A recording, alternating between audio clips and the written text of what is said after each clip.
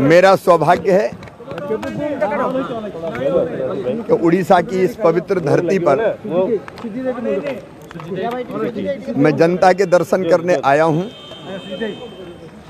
Bharatiya Janata party Lok Sabha चुनाव की तैयारी में जुटी हुई है। आज मैं जगत सिंहपुर जाऊंगा, वहां हमारे बूथ के कार्यकर्ताओं का सम्मेलन है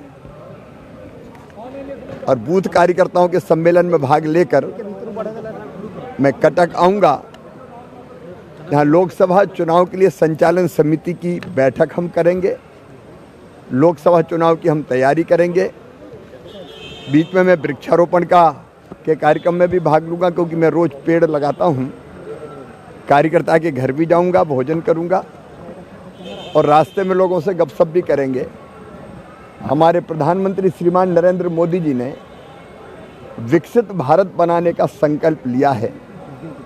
आज़ादी के अमृत काल में एक वैभवशाली, गौरवशाली, संपन्न और समृद्ध भारत का निर्माण प्रधानमंत्री श्रीमान नरेंद्र मोदी जी के नेतृत्व में हो रहा है और इस लक्ष्य को पूरा करने के लिए फिर तीसरी बार मोदी सरकार बने, इस काम में हम लगे हुए हैं।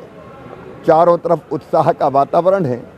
उड़ीसा में दोनों चुनाव एक साथ, लोकसभा के चुनाव भी और विधानसभा के चुनाव भी। अब यहाँ के मुख्यमंत्री श्रीमान नवीन पटनायक जी अपनी सरकार को आउटसोर्स पर दे चुके हैं। वे सरकार नहीं चलाते, उनके अधिकारी सरकार चलाते हैं। उनके बारे में तो ये कहावत सही होती है, अजगर करे ना चाकरी, पंछी करे ना काम। वो कभी सरकार चलाते ही नहीं। और वे लगाम अधिकारियों ने पूरे उड़ीसा को भ्रष्टाचार के दलदल में फंसा दिया है। यहाँ करप्शन है, बिना लिए दिए कुछ होता नहीं है। माताएं, बहनें, बेटियां यहाँ असुरक्षित है। महिलाओं पर अत्याचार के मामले में उड़ीसा को शीर्ष स्थान पर पहुंचा दिया गया है। और केंद्र सरकार की योजनाओं का प्रधानमंत्री श्रीमान नरेंद्र मोदी जी ने उड़ीसा के विकास के लिए जो पैसा दिया है, उन योजनाओं को ठीक ढंग से इम्प्लीमेंट नहीं किया जा रहा है। यहाँ तक कि पैसा मोदी जी भेजते हैं और ठप्पा नवीन बाबू लगा देते हैं योजना पर। रीब्रांडिंग का काम करके खुद के नाम को चमकाने की कोशिश करते हैं। जनता इस सच को जान चुकी है और इसलिए मुझे पूरा विश्वास है, लोकसभा के चुनाव में पिछली बार भी हमने 8 सीटें प्राप्त की थी।